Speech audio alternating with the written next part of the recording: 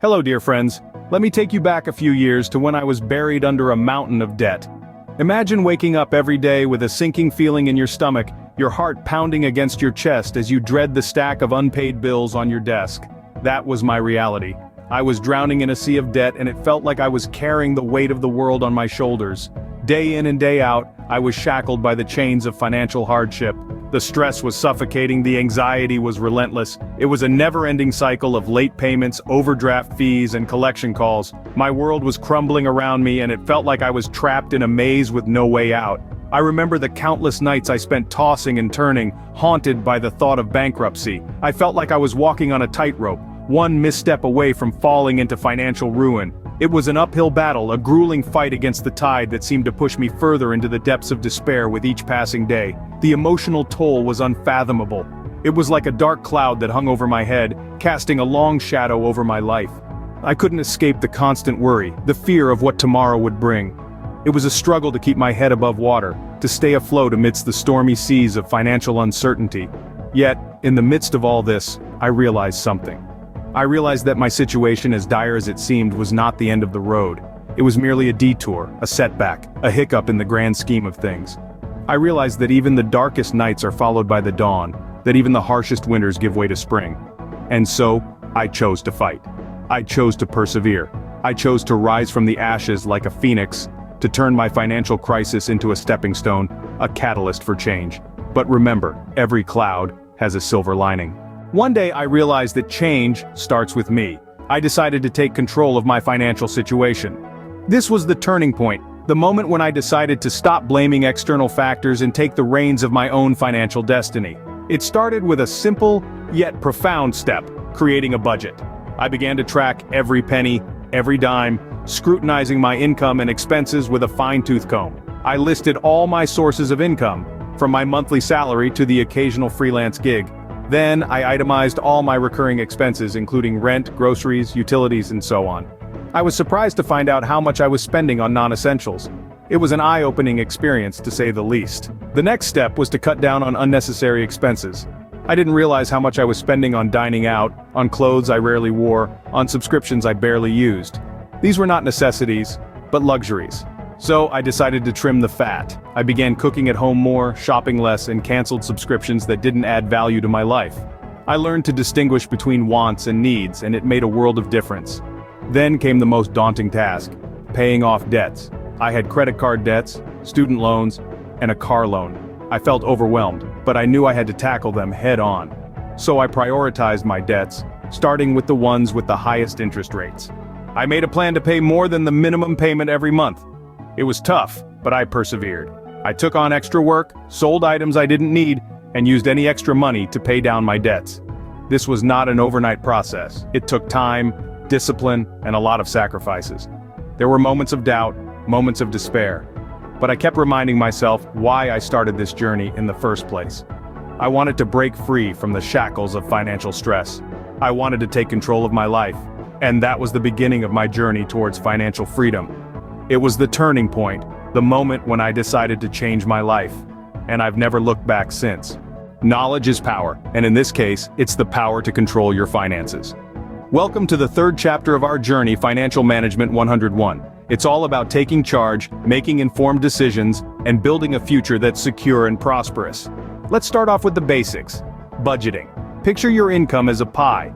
Each slice represents a different category of your spending: housing, groceries, entertainment, and so on. Budgeting is the art of deciding how big each slice should be. It's about making sure that you're not spending more than you're earning, and that you're allocating enough to your savings. Budgeting gives you a clear understanding of where your money is going, and that's the first step towards taking control. Next up is saving. Now you might be thinking, I hardly have enough to get by, how am I supposed to save? And that's a valid concern. But remember, saving isn't about stashing away large sums of money all at once. It's about consistency. It's about setting aside small amounts regularly, whether that's 10% of your monthly income or just a few dollars a day. Over time, these small amounts add up, and before you know it, you've got a safety net to fall back on. Speaking of safety nets, let's talk about emergency funds. Life is unpredictable. Cars break down, medical emergencies happen, and when they do, they often come with hefty price tags. An emergency fund is your financial cushion against these unexpected expenses. It's money that you've set aside specifically for emergencies, so you won't have to dip into your savings or go into debt when life throws you a curveball. And finally, we come to investing. Investing is all about making your money work for you. It's about putting your money into assets that can potentially generate returns over time. Now, investing does come with risks, but with careful planning and research, it can be a powerful tool in building wealth. Remember, managing finances is not a sprint, it's a marathon. It's about making small, consistent steps towards a bigger goal. It's about patience, perseverance, and a whole lot of discipline. But most importantly, it's about empowering yourself to take charge of your financial future. During my journey, I learned that a positive mindset can make a world of difference. It's the buoy that keeps us afloat in the stormy sea of life, the beacon of hope that illuminates our path even in the darkest of times. Positivity is not just about being happy all the time. It's about recognizing that even the most formidable challenges serve a purpose. They shape us, make us stronger, and prepare us for the future. And believe me, this holds true even for the most daunting of obstacles, like financial hardship.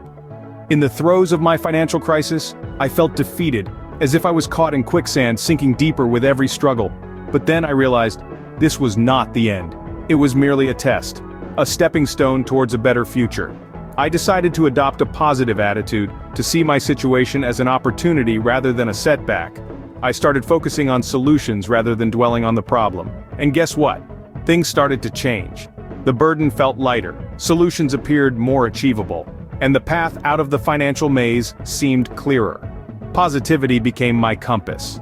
It helped me navigate through the labyrinth of financial difficulties with a renewed sense of purpose and determination. It made me realize that no matter how deep the hole, there's always a way out if you keep your eyes on the prize and never give up. You see, our thoughts shape our reality. When we harbor negative thoughts, we attract negativity. But when we choose to be positive, we create a ripple effect of positivity that can change our circumstances. So, my friend, no matter how tough the going gets, remember to stay positive. Remember that every challenge is an opportunity in disguise. Remember that you have the power to change your circumstances. And above all, remember that you are not alone in this journey. Together, we can overcome any obstacle. Together, we can turn our dreams into reality. Stay positive, stay motivated, and you'll see the light at the end of the tunnel. Financial freedom is not about being rich. It's about having control over your finances. It's about being able to make choices that allow you to enjoy life without the constant worry of how you're going to pay for it. It's about being able to weather life's storms without being swept away. The road to financial freedom is a journey, much like climbing a mountain. It can be steep and rocky, and at times, it may feel like you're not making any progress. But with every step forward, you're moving closer to the summit. Setting financial goals is the first step on this journey. These goals should be specific, measurable, achievable, relevant, and time-bound. They might include saving for a down payment on a house, paying off student loans, or building an emergency fund.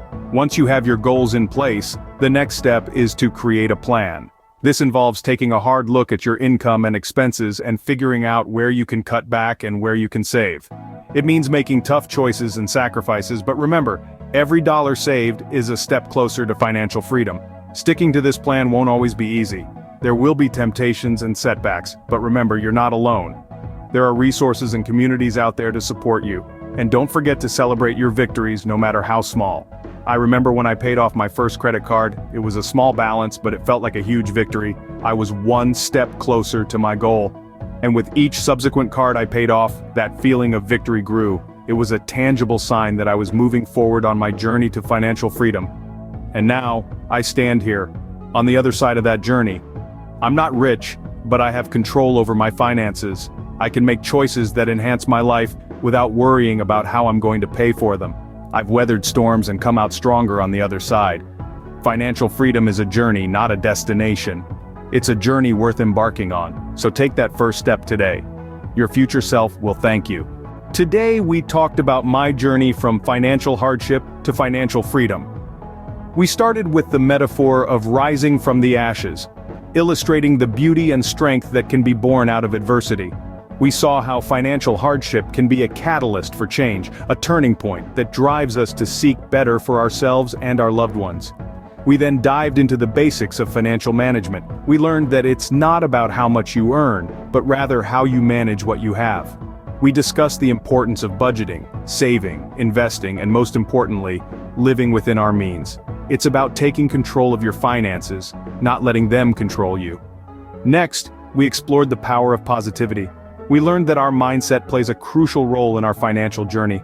We discovered that by staying positive, we can overcome obstacles, stay motivated, and keep pushing towards our financial goals. We saw how positivity can fuel our drive, keep us focused, and help us stay resilient in the face of adversity. We then embarked on the road to financial freedom. We discussed how this journey is not a sprint, but a marathon. It requires patience, perseverance, and a lot of hard work. But we also learned that the reward is worth the effort. Financial freedom gives us the ability to live life on our own terms, to make choices based on what we want and need, not on what we can afford. And that brings us to the end of our journey today. But remember, this is only the beginning of your journey. It's your story to write, your path to forge. It may not be easy, but it will be worth it. Remember, no matter how hard it gets, never give up. You have the power to change your financial situation. Thank you for joining me today, and until next time, keep pushing forward.